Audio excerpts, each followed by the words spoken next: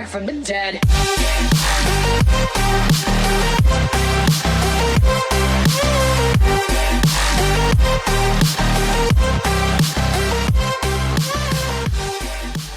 Et salut les amis, c'est Formix Savoyard, comment allez-vous? Aujourd'hui on se retrouve pour la suite de nos aventures sur MX GP2. Donc aujourd'hui on revient un petit peu à ce qu'on avait eu au départ, le circuit de Major en Italie. Toujours difficulté réaliste, on va se lancer directement au guidon. J'ai remarqué que je disais toujours au volant de ma Yamaha, non c'est une moto. Et c'est au guidon de notre moto Yamaha Major Italie, 1650 mètres. En terre battue, voilà. Donc je vais vous montrer celui-ci, après je crois que c'est Ciochental. Celui-ci je le fais parce que j'adore ce circuit-là, tout bêtement. Donc résultat des courses, je vais vous montrer. Ciochental, je le ferai moi de mon côté, je ne vais pas vous remontrer systématiquement la même chose. Et après on passera sur des circuits qu'on n'avait encore pas vus. Mais voilà, du fait de mon amour pour ce circuit-là, et on va tout simplement se lancer. Alors on va directement passer à la course, je ne vais pas du tout faire des qualifications. Je vais tâcher, pardon, petit rototo, de faire un bon départ, tout bêtement. Et on va tâcher de conserver notre première place au championnat, où après le week-end à Villars-sous-Écot GP de France, on a terminé 2 fois premier. Voilà, allez, on rejoint le circuit, c'est parti. Yamaha YZF 250, on part le plus à l'extérieur. C'est parti.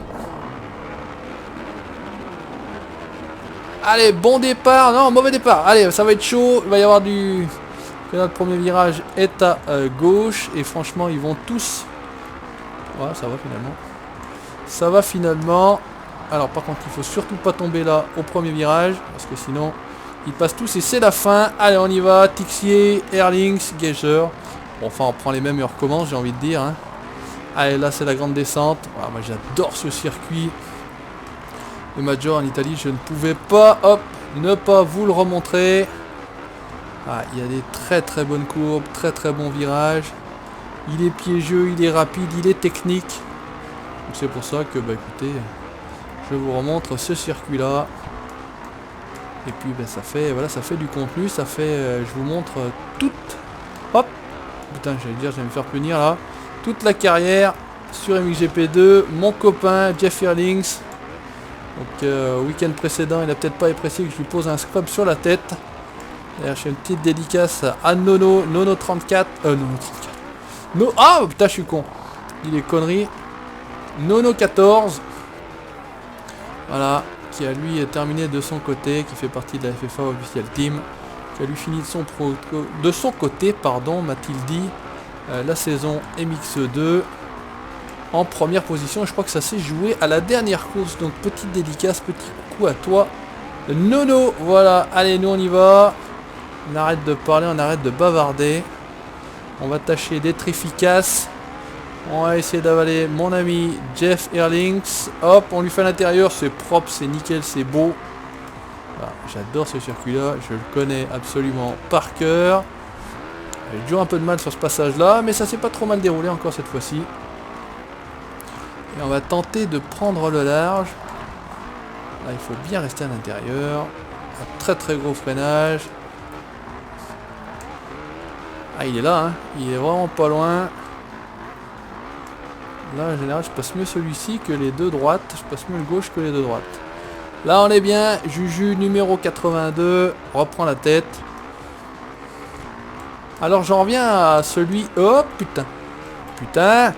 Celui qui m'avait laissé un commentaire qui m'avait dit oh c'est un peu... Putain, mais je suis pas du tout sur le terrain. C'est un peu ennuyeux tes vidéos parce que t'es toujours devant, il n'y a pas de challenge. Et j'avais dit sans trop mouiller à l'époque que je sais pas ce que ça allait donner au niveau réaliste. Bah écoute, regarde, malheureusement ça se passe parfois, pas tout le temps, de la même manière. Je prends un petit peu la tête. Si je fais pas trop de conneries, normalement ça roule plutôt pas mal. Et je reste en tête. Faut pas que je fasse de boulettes quoi. Bon, après il y a des circuits un petit peu plus compliqués que d'autres. Celui-ci, oh putain, ça va me mettre une boîte là. C'est peut-être pas la référence parce que celui-ci vraiment je le connais par cœur. C'est vraiment, sans vous mentir, le circuit que je connais le plus. C'est pas celui que je préfère le plus, mais en tout cas c'est vrai que celui-ci, je connais les moindres placements, je connais les moindres accélérations, les moindres freinages pour être en théorie le plus efficace possible. Alors après, je vous parle, quand je joue sans parler, c'est peut-être un petit peu plus joli, et peut-être un peu mieux concentré, les trajectoires sont encore meilleures. Mais écoutez, jusqu'ici tout se passe bien, on est déjà au 3e tour. En plus il est très rapide comme circuit, donc c'est pour ça que j'en profite pour vous le remontrer en vidéo. Voilà, après la France on n'a pas été très loin, on est juste chez nos voisins italiens, nos cousins. Moi qui personnellement habite à 30 km de la frontière, j'ai pas mal de familles de l'autre côté de la frontière d'ailleurs. Qui regarderont pas cette vidéo, mais en tout cas je leur fais un petit coucou. Ciao, ciao la famille.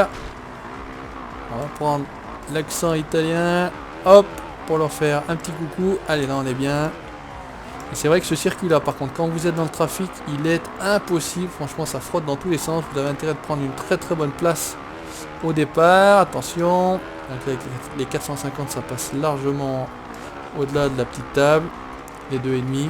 Alors j'ai regardé encore une fois des vidéos de Galax et j'ai pas compris. Lui il faisait également le championnat MX2, mais il est déjà, avant d'avoir fini toutes les épreuves, en MXGP.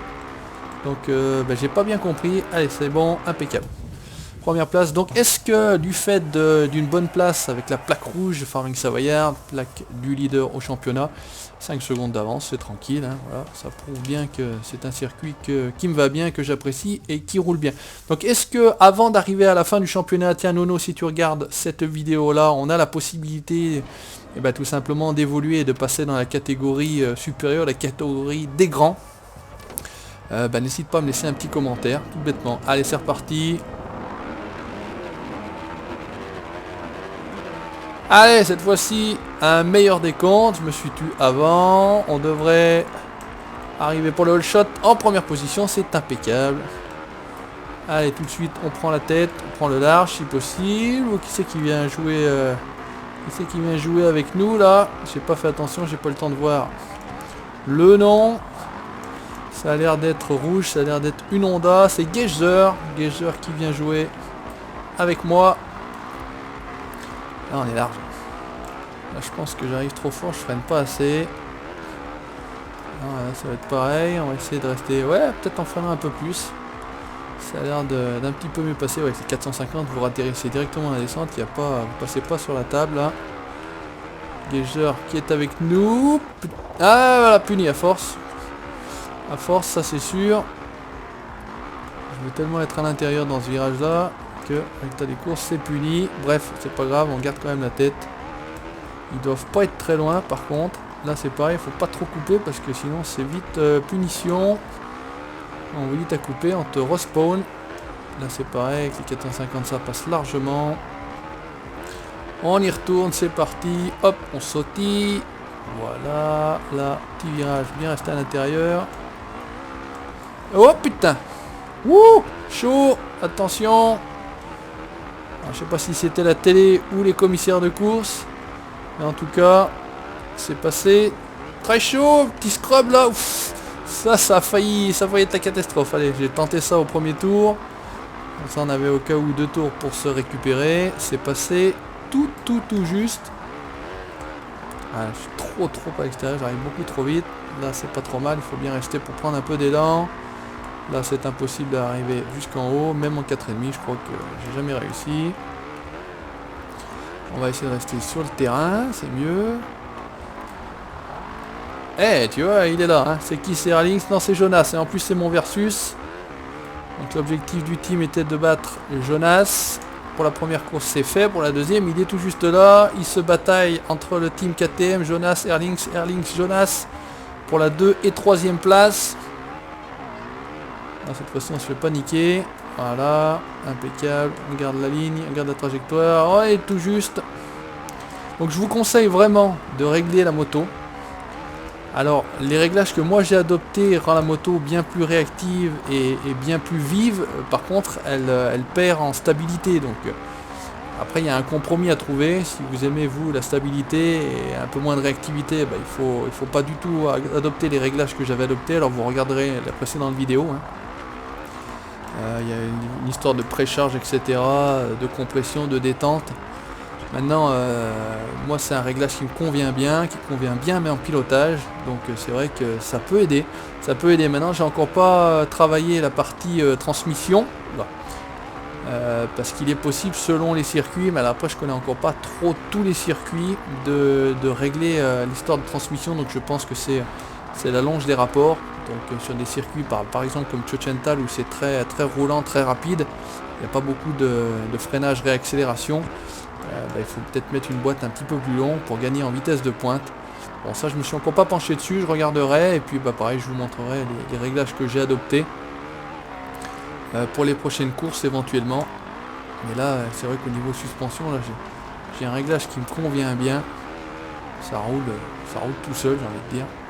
Maintenant il faut faire gaffe, il y a quand même, comme je l'ai dit, moins de stabilité, donc il faut être un petit peu plus fin dans le pilotage. Voilà, tout bête. Allez, là on passe pour une fois pas trop mal. Vous voyez, c'est déjà quasiment terminé, on est au troisième tour de la deuxième course, donc ça va relativement vite. C'est vraiment un jeu qui passe crème comme on dit, un circuit que moi perso j'adore. Après certains avec qui j'avais joué de la GX, de la FFA n'appréciaient pas du tout ce circuit là. En tout cas moi j'adore, donc écoutez, je me fais plaisir et je pense que vous le ressentez au son de ma voix. Le gameplay, ou putain, chaque fois je pense que je vais perdre l'équilibre là. Le gameplay est pas trop pourri. On peut pas faire mieux au niveau de la difficulté. Allez, c'est tout bon, voilà, deuxième course, deuxième victoire, le versus est accompli. L'objectif point est certainement accompli également. On va, je pense, creuser encore un peu l'écart. Regardez ça si c'est pas beau. 61 points d'écart avec Airlings. Donc on creuse l'écart et ça, c'est une bonne nouvelle. Et bien écoutez les amis, merci d'avoir regardé ce nouvel épisode sur MXGP2, circuit de Maggiora GP d'Italie. N'hésitez pas comme d'habitude à laisser votre commentaire. N'hésitez pas à liker la page Facebook, le petit pouce bleu si ça vous a plu. Et vous abonner à la chaîne YouTube pour la suite de mes aventures. Ciao, bye bye.